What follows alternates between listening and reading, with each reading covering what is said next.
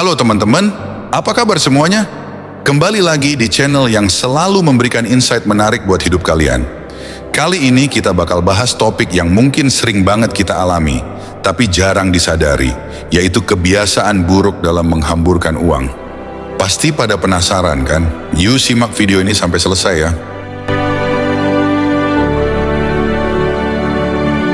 Mulai dari yang paling sering terjadi, yaitu kebiasaan mengeluarkan uang untuk hal-hal sepele. Siapa nih yang suka banget beli kopi atau minuman kekinian setiap hari? Atau mungkin sering banget ngemil di luar padahal di rumah masih ada makanan?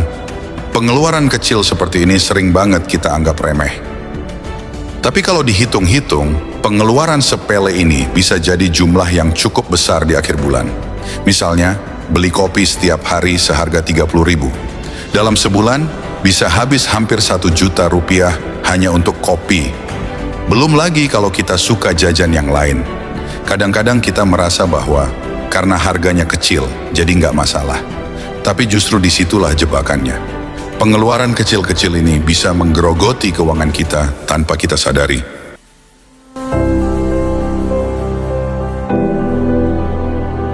Kuncinya adalah kesadaran. Cobalah untuk lebih memperhatikan kemana uang kita pergi. Mungkin kita bisa mulai mengurangi kebiasaan ini dengan membuat kopi sendiri di rumah atau membawa bekal makanan. Selain lebih hemat, juga lebih sehat. Yang kedua, ini juga sering banget terjadi, yaitu belanja impulsif karena emosi.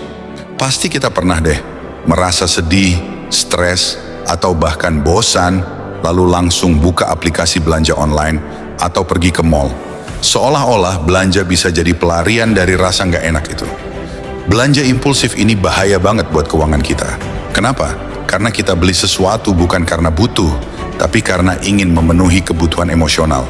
Misalnya, setelah putus cinta, kita merasa butuh sesuatu untuk menyembuhkan luka dan akhirnya belanja barang-barang yang sebenarnya nggak perlu.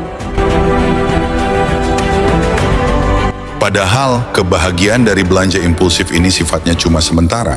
Setelah itu seringkali kita malah merasa menyesal karena sudah mengeluarkan uang untuk sesuatu yang nggak benar-benar penting. Makanya penting untuk bisa mengenali kapan kita belanja karena butuh dan kapan kita belanja karena emosi.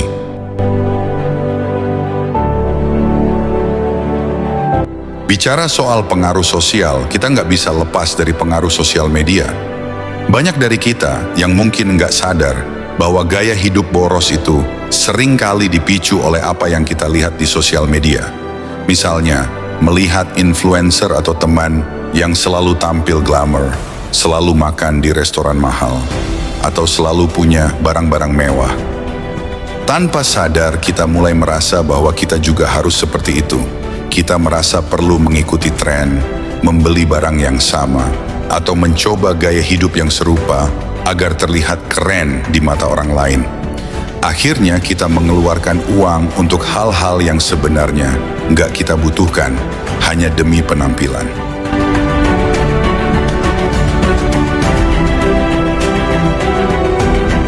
Tapi kita harus sadar bahwa apa yang kita lihat di sosial media seringkali hanya bagian dari kenyataan. Kita nggak tahu di balik layar apakah orang tersebut benar-benar mampu atau justru sedang berhutang. Jadi, jangan sampai kita terjebak dalam perlombaan gaya hidup yang sebenarnya nggak perlu. Nah, ini juga sering banget jadi masalah.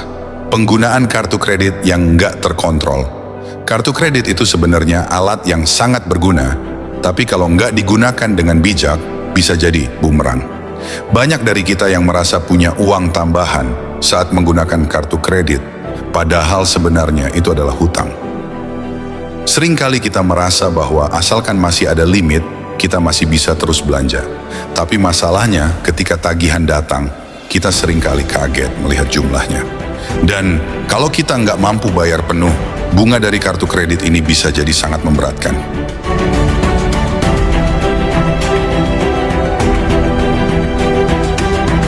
Maka dari itu, penting banget buat kita untuk selalu bijak dalam menggunakan kartu kredit.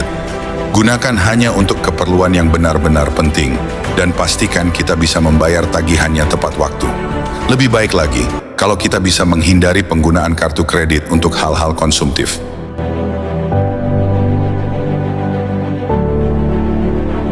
Terakhir, kebiasaan buruk yang sering bikin kita boros adalah terjebak dalam diskon dan promo.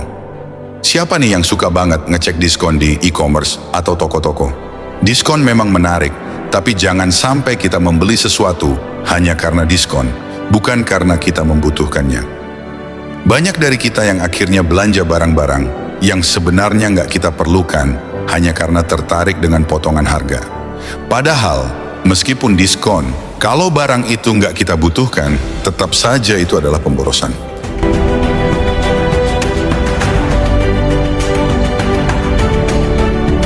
Jadi, sebelum memutuskan untuk membeli sesuatu hanya karena diskon, coba pikirkan dulu, apakah barang ini benar-benar dibutuhkan? Kalau enggak, lebih baik tahan diri dan simpan uangnya untuk hal yang lebih penting.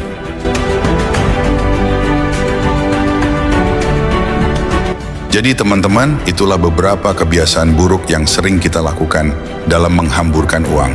Mulai dari pengeluaran kecil yang nggak disadari, belanja karena emosi, terpengaruh sosial media, penggunaan kartu kredit yang nggak terkontrol, hingga terjebak diskon.